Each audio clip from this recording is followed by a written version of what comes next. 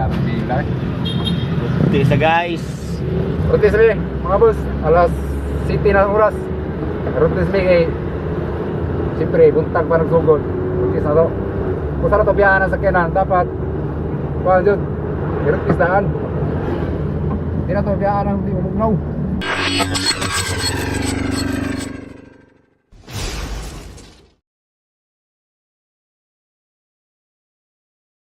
So, meron tayong binisita na ano ngayon, multi-cab, Suzuki DE64B, every to, Suzuki every.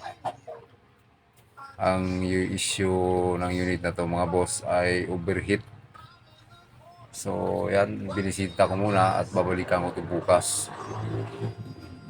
Kapag nag-overheat to mga boss ay hindi na tumatakbo. Kasi ito mga boss, automatic transmission. So, ito yung i-check namin. So, balikan ko to bukas. So, boss, magandang umaga na naman sa inyo. So, nandito tayo sa multi-cab ngayon, DE64W to. So, ang problema dito mga boss ay hindi siya tumatakbo. Automatic transmission to kasi hindi siya tumatakbo dahil nga nag-overheat. At saka itong kanyang transmission mga boss ay nahaluan ng tubig. So i-flushing namin yung transmission, palitan namin ng ETF at saka yung kanyang cooling fan. Kasi hindi umikot yung cooling fan mga boss. Umikot siya pero mahina. So binila namin kahapon ng surplus lang. So ito. Hindi yung kanyang shroud. Pero yung kanyang fan at saka yung motor ay parehas lang. So ipalit ko na lang. Tapos itong shroud lang ang ibalik ko lang. Pero ito, palitan natin ito. Ito yung sira. Ito naman yung Tapos, yung transmission ay automatic transmission kasi to. Tinanggal namin kahapon yung oil pan. So ang daming may tubig yung kanyang transmission, kaya overheat hindi rin tumatakbo. Alam nyo naman na yung ETF natin ay yung ETF ng transmission ay napupunta yan sa ibaba ng radiator kasi nandun yung cooling system nya. At dito mga boss ay meron na kaming ETF at saka din kami ngayon ng mamaya ng 2-din stereo magkabit. Nandito siya, ito siya mga boss, bago to, nabasag yung kanyang yung bago nabasag yung kanyang screen kasi may luma naman si sir. So dinismantle namin yung luma tapos install namin yung bago, pinalit namin dito sa bago.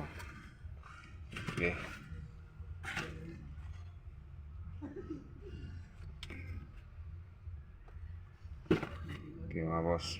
So may reverse cam to, gabit natin. At dito mga boss ay nagpalit ako ng screen ng stereo kasi yung bagong nabili ni sir ay nabasag yung screen at may nabili naman siya dati na luma. So kinuha ko yung screen at ipinalit ko dyan sa bago. Brad. Kumbati mo boss, DJ Brad. Video na di. Kumbati mo. 2-din stereo gibungkag. Install ni daghan mi trabaho ani. So kumbati mo sigoy. Kamo dia basig na may pataod og 2-din stereo dia. Tangan na tong reverse cam yung mga unit. Balik-dik on the moves. Dala. Na buak man iyang kuan. Tamo buak. Nabuak siya. Yung kag balik-dik. Pagtag paagi.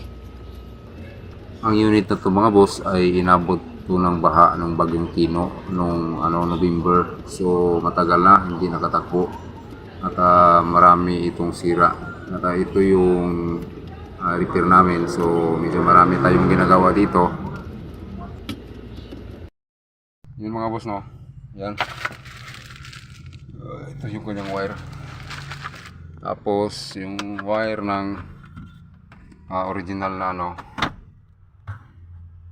original na harness nandun sa ilalim, medyo mababa siya. Siguro na lang natin, dugtungan na lang. So tingnan ko lang mamaya. So nandito na rin sa ilalim yung kanyang yung reverse cam na cord. Tingnan ko lang. Nandito. So isang na lang ito mamaya. Ito yung dating nabili niya, so nalubog sa baha to. Kaya bumili si sir na bago. Ito yung camera niya. So check lang natin mamaya. Okay. Dito mga boss ay chinik ko yung kanyang, nireview ko yung kanyang back spring kasi sabi ni sir bago daw. So chinik ko kung tama ba yung pag-sitting niya. So nakita ko tama naman. Binuksan pala namin yung mga boss, yung underbass kasi yung wire ng sakit ng kanyang stock na stereo ay nandyan sa ilalim, nandyan dumaan. So dyan ko sa ilalim bubunutin, sa ilalim ng dashboard sa driver kasi dugtungan namin ng wire kasi masyadong mababa siya. Yun. So na pala, nalinisan na namin yung sa ilalim, yung sa transmission niya. So inuna ko lang dito kasi hinanap ko yung kanyang supply ng stereo. Tsaka pagkatapos namin dito ay mag-continue na kami sa sa labas. Ayan mga boss, so na tayo, na plus na natin ng i-tape. So ito na yung i-tape na buha namin. So read na siya, hindi katulad yung dati parang putik. Yan, nakabit na rin namin yung cooling pan. Tapos kabit na rin namin yung hose dito, yung cooling hose sa i-tape. Tapos rotate namin. Okay. Gadik-dik. Yan. So busina okay na rin. Pati rear view camera, reverse camera. Tapos na, pero inabot tayo ng gabi dito. Mag-road na kami mamaya. Ito sa guys. Road test mga boss, alas 7 na oras. Road test siyempre, buntag pa nagsugod. Road test na to. Kung saan na ito biyahan ng sakyanan, dapat yun, road test daan. Hindi na ito biyahan ng umugnaw.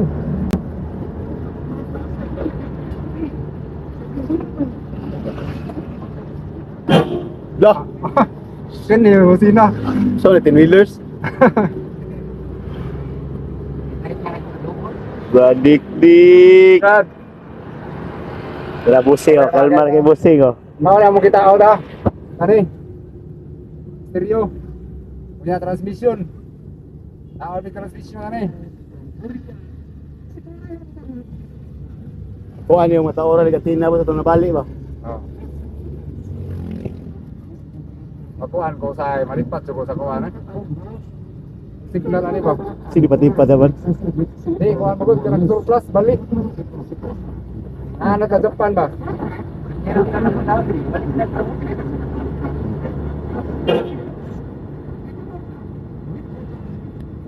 Sabi ko kasi hawan dito. Gani. Patay la karno ba? At hanggang dito lang muna video natin mga boss. So maraming salamat sa mga silent viewers natin, no. Sa susunod na video na naman, no. Marami pa akong i-upload. Nag-busy lang ako ngayong linggo kasi meron din akong ginagawa sa company. So, okay.